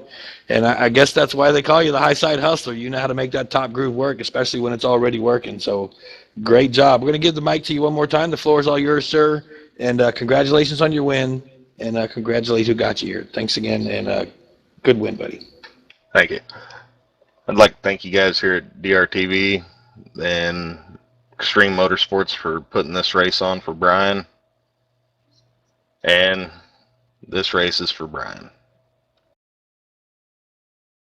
Alrighty, race fans, there you have it. Your race winner, the number 92 of Martin Karch. Congratulations, Martin. And I believe one of you guys up in the booth have Frank Divins on the line as well. Yeah, indeed, I've caught up with Frank Divins. Frank coming home with a solid finish here tonight, but it was all about the memorial of Brian Neidigh here tonight, Frank, and you put on one whale of a show here for the NASCAR 2003 community and Extreme. Tell us a little bit about everything, donations and stuff for Brian Neidigh. I know we've touched on it here early on in the going, Frank, but one whale of a show. We still got a lot of viewers out there watching, and again, Frank, an amazing show here tonight. Well, thanks again. The finish didn't matter anyway. We just want to put on a good show. I do appreciate everybody coming out from different leagues. Blazing Pedals, SMO, Extreme, TDR, Insomniacs, and all the independents that came out. I handpicked this crew. I wanted these drivers in here because I knew we could put on a good show without a bunch of craziness. And although there was a couple of more cautions than we expected, I think it turned out to be a pretty good race, especially running green to the end. That's the best. And as far as donations, there are donations still going to the Neidigh family up until Sunday, Labor Day. I will post in the chat room here the address of that. It is my email address, fpdivens@hotmail.com, or PayPal. Let's see. Or you can take it to paypal.me/fdivenssenior, and I'll try to post that on here as well. Yeah, great show. I'm waiting to just go ahead and replay it and watch it again, see how y'all did, see how we looked on there. I'm going to tell you, I'm not going to spoil it all for you, Frank, but you guys look fantastic out there. Great racing, great setup. Everything that was all about this race here tonight, that memorial part, all about Brian Neidigh, and it was a fantastic show you guys put on. And I'm sure Brian Neidigh is looking down and smiling ear to ear. Well, thank you very much, and I'm just glad again that y'all were able to do this for us, and that Jim actually honored Extreme Motorsports to do this. And it was a little work to do, and once again, like I said before the race, I have a whole new outlook on admins having to do these things, because there is a lot of work involved, but it was well worth it in the end. Well, that's Frank Divens here, one of the promoters here for Extreme Motorsports, one of the admins here for Extreme. Frank, again, good job. Congratulations on a great show here for the Brian Neidigh Memorial Race 150. Top 5 finish. I know you said finishes don't matter. It's all about the memorial. Yeah, that's true. It's all about the memorial. It's just letting people see exactly what Brian Neidigh was all about. It's because of him and his computer knowledge and his expertise in NR 2003 that allows us to be able to do what we do here now.